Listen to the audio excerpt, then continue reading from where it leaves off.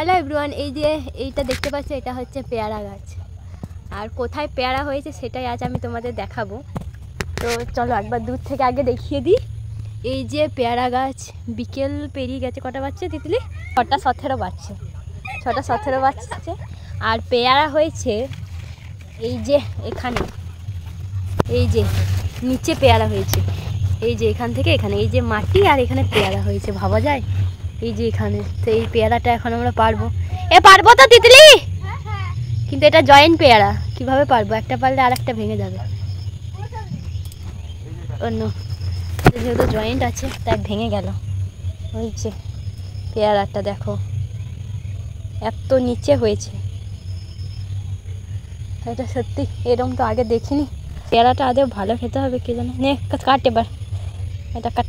চল টেস্ট করবো এটা, দেখা যাক। তিতলি কিছু বের কর কাটার জন্যে। তো এই যে এটা হচ্ছে যেই গাছে পেয়ারা পারলাম, এটা তিতলিদের পেয়ারা গাছ। এই যে তিতলিদের বাড়ি।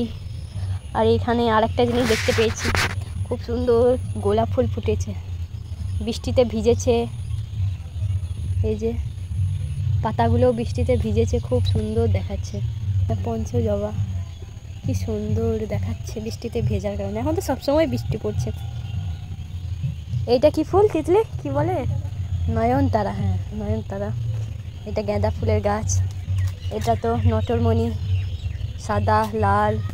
বাড়িতে এরকম একটা বাগান থাকলে দেখতে কিন্তু খুব সুন্দর লাগে, ঠিক যেন বাগান ঘর।